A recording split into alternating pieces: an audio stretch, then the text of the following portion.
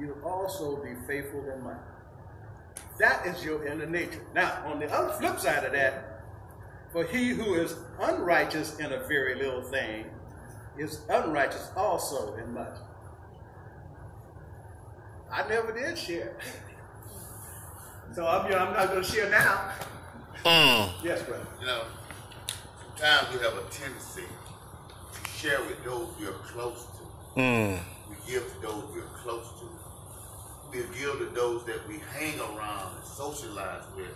But when it comes to our people on the outside that do need things, we got to have a good reason to give it to them. We got to know their livelihood. We got to know everything before we decide to give it to them. You know what I mean? You just don't just put it out there. Put it out. Right, yeah. No, you got to use some discernment on how you share and how you give. Absolutely. Who you give. I mean, you just can't give and not knowing who you give it to and why you give it to them, you know. Absolutely. Now, a lot of people don't accept that when you do that. Oh, they didn't give me this. But it's for a reason why. You know? I agree with you. You just can't just cast your pearls to swine, as they say. The thing is that it's about us, ourselves. What are we doing? Are we tipping God? You know, did we get entertained at worship service and we're going to give because we were entertained? No, that's not it. God created all of us. We are his, and all that he has blessed us with is his. Everything came into existence from him. Nothing exists outside without him. Amen. God has a job for us. That's right. As we are called to him to become sons and daughters, as a child of God, he expects us to give ourselves and to work for him as sons and daughters. That's right. It starts with me. It starts with me. It starts with you. We talked about giving of ourselves last week. We also talked about giving of our time. We know time is very precious. It's a very, very precious gift from God. And it says that we should use our time wisely because we have to give an account to God. We are stewards of time for God. The time you have, God gave it to you. What are you giving back? In turn, we also talked about,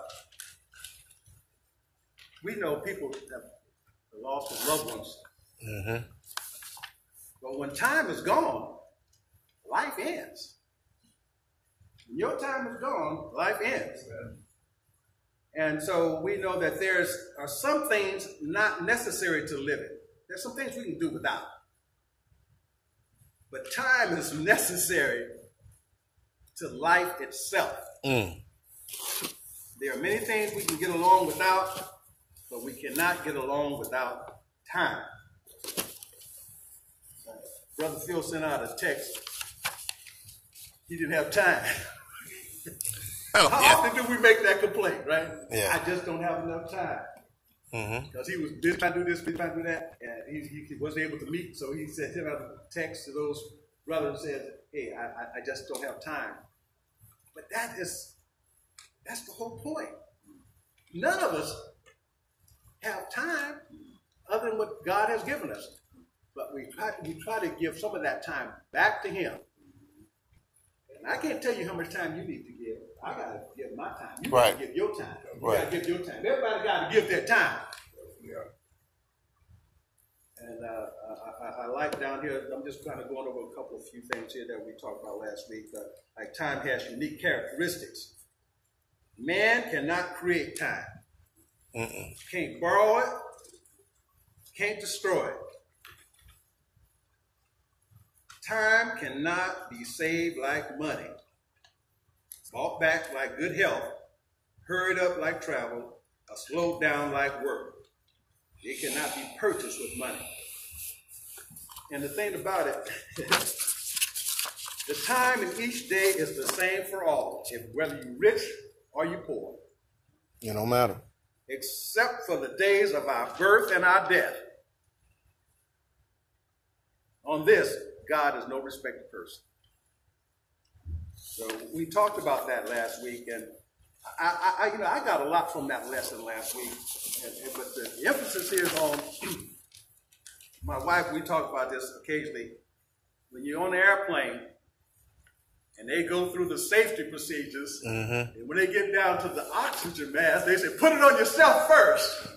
Right, that's what they say. You know, put the oxygen mask on you first. Then you can help somebody else. So let's get the oxygen mask on ourselves. Right. Ourselves. And then all these other things will follow. Our time will follow to serve God. Our talent will follow to serve God. Our money will follow to serve God. And when you give God time, you give him your talents, your abilities, you give God your money, it's a blessing coming back to you. Amen. There's a return on when you do for him. We got to stop tipping God. We got to make some living and holy sacrifices to give back to him. We on money. Now, I need to get at least 3 readers. Can I get 3 hands? Okay, Teresa, we're going to have you start on page 3, where it says, matter of fact, I'm sorry about that. I'm going to give you from the Stewardship of Giving Money, all the way to page 4. You stop just before New Testament giving. That's all right with you. Okay? Someone got New Testament giving. All right. Sister Clarissa, you pick up New Testament giving. And then on page 6, Clarissa, yours stop on page 6, where it says, it is more blessed to give than to receive, there in red. You see it on page 6, right there near the middle of the page. And who's going to do the third reading? Who's my third reading? I got a third reading? I need a third reading. Rhonda, you pick on page 6. Who at any time serves as a soldier, okay? Yeah. All right, we're going to talk about money tonight. And I this is a lesson for the congregation. Well, not just money. I'm just talking about stewardship. Yeah. It's a congregational lesson that really needs to be put out there. A lot of new converts, and particularly, and we'll probably talk about that here in a little bit, that really need this. But as we read, I will inject. Okay, so you just work with me, please. How the Spirit guides me. All right, Sister Teresa, if you don't mind. The stewardship of giving our money. There is much stated in both the Old and New Testament on giving. Okay, Old and New Testament on giving. All right, and we're going to look at this in that step. All right. Ordinarily, when the topic is brought up, older members feel somewhat uncomfortable. Let me ask you, how do you feel when older members, how do you feel about money? What do you think when we talk about money from the pulpit? I think we ought to obey what our doctor tells us to do. Do you think people are uncomfortable? Some. And why I do you would think say everybody. Why do you think they're uncomfortable? Well, some of us just tight. we tight up. Yeah, some of us just tight. We want to spend it for something else instead of putting it up there. Also, a lot of older members are on fixed income. Fixed income. So we got to manage as stewards. We got to be able to manage God's fixed income. Yes. Like you said earlier, I think we talked about what's priority. God is always priority. And you said in the introduction, I think if they're taught that they cannot help but to receive, even if they resist it, then they're different. Yeah, they have to be taught what is priority first. And Christians can be taught. Yeah. Christians can't be taught. And that's what Bible study is all about. Yeah. You know, I remember one time we was talking about the target. You know, and sometimes when you shoot at a target, you miss it. You don't really hit it bullseye. But as you get closer to the bullseye, you need to be making changes toward that. When you hear the truth, you need to make some changes in your life to get closer to the truth and to do what God's will is. And we all need to do that. Okay. What I was going to say, brother, is that I think particularly in this culture here, American culture, and how we're brought up to, as far as to more or less chase after money, we value money so much to the point of it goes against the Christian value, the Christian teaching. That's why I like what Ruth said earlier about being Christians. We have to be more or less retaught, retrained that. So I think you're saying how older Christians may feel, especially if you've been brought up outside of the church, you got to fight against your inner value of trying to, hey, I'm trying to get rich. I ain't trying to get all my money to, I'm just being honest. I'm just saying that's the mentality that could be embedded. For some of us, that could be our baggage. And so that shows this is an area for growth. And this is a good lesson, by the way, and we do need to hear this kind of a lesson, even if it's our weaknesses, you know, so this is a great. Christian, hey, amen. I ain't giving no money to that preacher. Amen. Yeah. Now you saw how flamboyant some of them were all on TV and everything. I ain't giving my money to that preacher. Yes, brother. And that's what I was going to say. I think it's also got a bad stigma.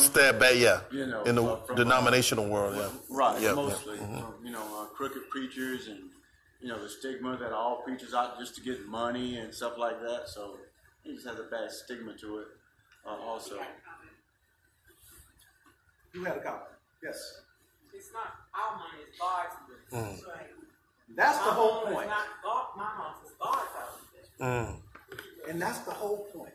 You know, realize that everything belongs to Him. Everything we have, our life, all our possessions, all our money, all that belongs to Him. We are just stewards of it. He's blessed us to just be stewards over it. And that's the whole point. Brother, I agree with that 100%. But we go back to what Sister Ruth was saying. We all need to be taught. We have understood. Help us to understand the whole situation. And a lot of us, I won't say, well, I say us, a lot of us don't really know how much to get out of what we have. Let's continue here, because you leading into the lesson. Okay. You leading right into the lesson. All right, Sister Teresa, I know you only got 2 sentences. The principle of giving should be taught at the time when one has just given him or herself to Christ. A newborn babe needs to be taught about giving. And that's where it starts. It needs to start right there. Let's continue. Would all members, old, young, new, understand this lesson, that what all we have is His, that we must give of ourselves first, and money will quite naturally flow. Without money, the local congregation suffers with the end result of Jesus' light not shining as bright in the community. Praise God. Okay. Go ahead. If the church members see fit to give back an ample portion of what they owe God, the light of Jesus would shine around them. Let's see. What is an ample portion? You said we just don't. We're not told how much. We're not going to go there, but it's on. Yes. The way I was taught growing up, and of course, like I said, I was raised Mormon, so it's always been. We were taught through the Mormon Church it was 10% of your gross income before break. 10%. It was 10%. And so that goes back to the Old Testament. Tithing.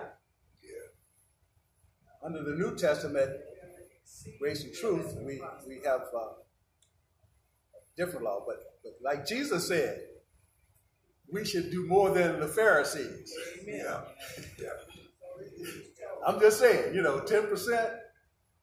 you're not, and if you're not giving to him, well, we'll read that a little later on. We'll talk about that. An interesting point has been that of disbelief and surprise when a new member discovers that whatever he or she chooses to give is his or her decision, not the preachers or the elders, but his or her alone. Nor is he or her told how much to give. Nor will he or she receive a letter or the mail reminding him or her to make up their financial offer for a certain Sunday, etc., as is often done in various denominations. I was a member, well, y'all know I've gone through different religious groups, but my family was mostly Pentecostal, Church of God in Christ, and Baptist. And my mother in the Baptist church, they had to make a pledge of what you were going to give at a certain time of the year. Just like we do our budget planning. I pledge I'm going to give $200 a month. Now, quarterly, they would put out a notice of everybody's name on the roster and what you have given up to that date. I'm just saying, this is some kind of, this not everybody, but this is some churches. That's why I put this in here. Oh, well, hey, well, Sister Clarissa, she gave a lot. She must be doing well. You know, she's got a lot going for her. But no, your name was on the rock. I mean, it was public to the church. What you gave or what you pledged to give and how much you have given. And of course, sometimes some people will show out. I'm going to give a lot more. I just want everybody to know, I'm making money, I'm going to be, and sometimes you have those days when you walk up and give your money. Yeah. Music, piano playing, you walk up and give your money. Let's start out with those going to be giving $500. And they'll walk up. Who's going to give $300? Walk up. $200. $100. Well, the rest of y'all come on. I'm just saying, they show and tell. That's how some churches are.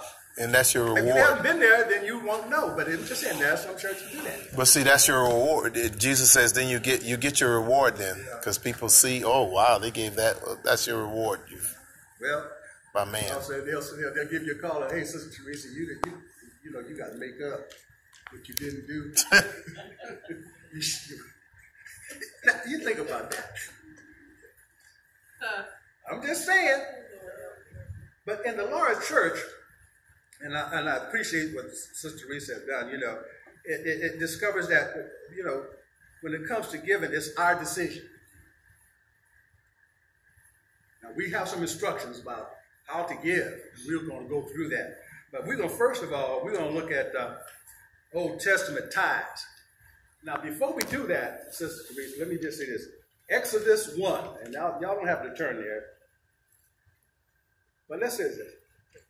We talk about the forefathers of the Bible. Abraham, 100 years old, Sarah 90, faithful, righteous, full of faith. Sarah, 90-year-old, has a child. What's his name? What's the child's name? Isaac. Abraham, Isaac.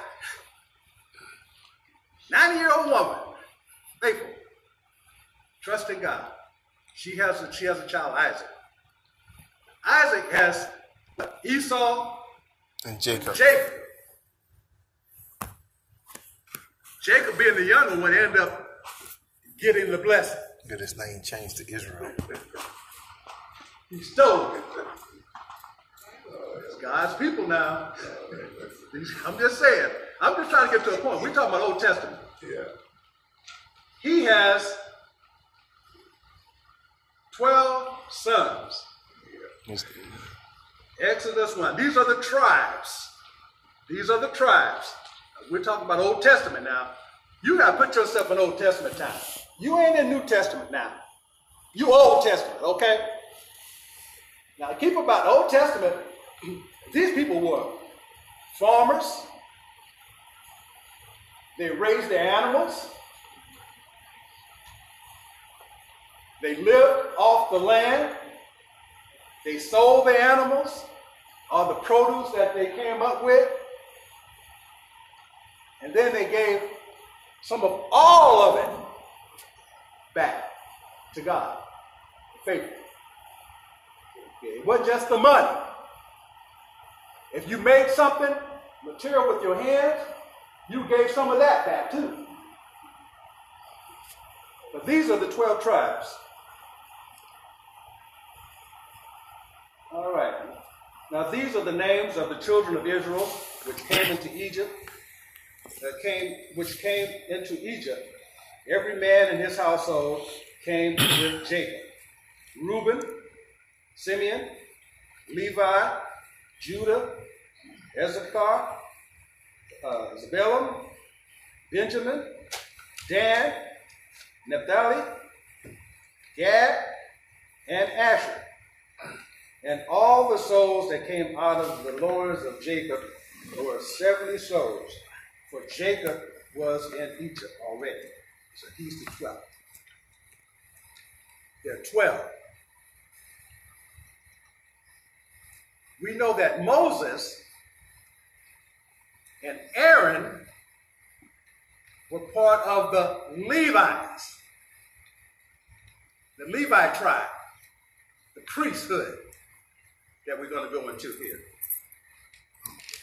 Okay, Sister Reese, let's start now. Read loud. Old Testament tithe is a tenth and was a required commandment of God on the Jew. Under the law.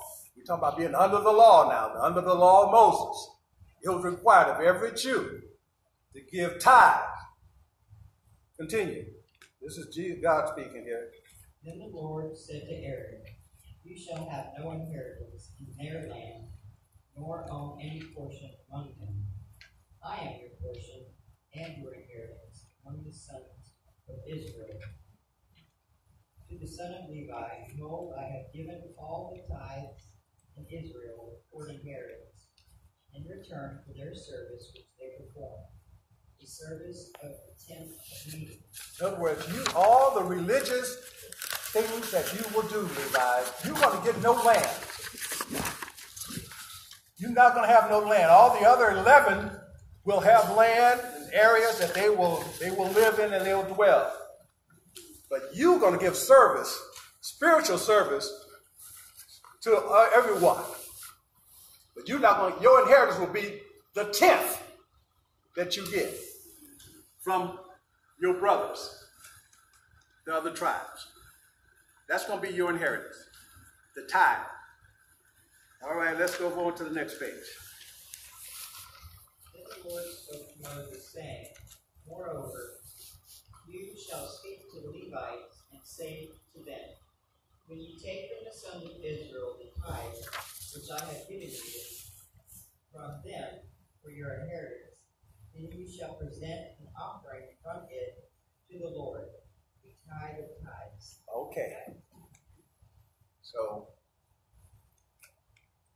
12 tribes, 11 tribes have given their 10%, and we don't talk about that 10% here. Giving that 10% to the Levites. Now they have to take 10% and give it, well, it's going to tell you, give it to Aaron, well, because he's the high priest. And from that, these offerings will go out. I mean, burnt offerings, sin offerings, all these other things. If there was any, and they only chose choice pieces of, if it was meat, certain choice pieces. Anything else that was left over from the lamb or the bull or whatever ox, they ate it. I mean, they, that was part of their inheritance. But the choice part was sacrificed. lot of blood and guts going back there. I'm just saying, you know, but that's the real world. Right. See, we see everything. We go down to Winn-Dixie and it's all wrapped and packaged. We you know what? You know, we're consumers. You know, some of us live off the land. You know, we're learning. My wife and I, we're learning. I'm just saying, but most of us are consumers. We see it all packaged up, right? Instead of being producers, right? Yeah. That's good. All right. So what it is? So here, so you give a tithe of the tithe. Let's continue. Your offering shall be reckoned to you as the grain from the threshing floor, or the full produce from the wine vat. So here it is. Just as an example, the sons of Israel, 11 tribes, have given you 100, bushels of wheat. So you got to take 10% of that, a tithe, 10 of those bushels of wheat for sacrifice, whatever it is. And they tell you how to sacrifice all these different things. If you had, and this, I didn't put this in here because I said there's 27 pages on this lesson. Okay, I tried to narrow it down. So I'm a member of the tribe of Levi, not Levi. I'm the tribe of Benjamin. And I'm a herder. I have sheep.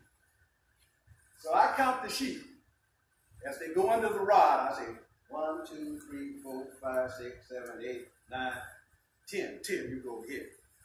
1, 2, 3, 4, 5, 6, 7, 8, 9, 10. You go over here. All this is for my 10th. And it didn't matter what it was. Whatever came through, it wasn't necessarily always the best, but whatever came through, it's all God anyway. So when Levites get it, now they got to look for the best of what was given. They got to look for the best and pick out the best from their 10th. 1, 2, 3, and this is for sacrifice. 8, 9, 10. This is for sacrifice. But it was the best. The best went to God. But what we gave as a tribe is whatever went under the rod. Because it's all his anyway. So we're talking about Old Testament time. We're in Old Testament time. Did you have a comment? I'm sorry, brother. I was going to ask, in Old Testament time, did the people give 10% of everything they have? So it says here the grain, right? In the New Testament time, you give as you prosper. As you prosper. We're going to get there. We ain't not in the view Old Testament, brother. You don't know nothing about the New Testament. You ain't heard. All you know is the Messiah's coming. That's all you know. You don't know nothing. You ain't seen nothing. But you see miracles. You see God at work. That's where you are. You Old Testament. You got old New Testament stuff alone. It ain't your time. You Old Testament. Well, you Old Testament. I love you. All right. I understand. Yeah, you're right. We'll get there. All right. So where are we? Tithing, huh? All right. So in the wine vat, that's like a barrel of wine. I mean, you had a vineyard. You had 100 barrels of wine. You count off 10. The 10th one goes to the Levites. Well, if you have 100 barrels, you're going to get 10 of them to the. You're going to get 10 of them to the Levites. And once again, your 10th. But this is just one piece of it. Okay, right. Come into some of the other right. All right, come on, let's continue, Sister Teresa. So you shall also present an offering to the Lord from your tithes, which you receive from the sons of Israel. And from it you shall give the Lord's offering to Aaron, the priest. Okay, there it is. So here it is. You're giving it to Aaron the priest because he's the high priest. I know we're going to run out of time. Let's continue here right quick. We'll try to finish up this last little bit. You got 2 minutes. Come on. Out of all your gifts you shall present every offering due to the Lord. From all the best of them, the sacred part from them. There you shall bring your burnt offerings, your sacrifices, your tithes, and contributions of your hand, your wallet, expressing your wish, vow, or desire, offering, your freewill offering, and the firstborn of your herd and of your flock. Yeah. I mean, you would have to go to Levi, and I'm sorry, we're going to run out of time. But in the book of Levi, there's all kind of offerings. And you had to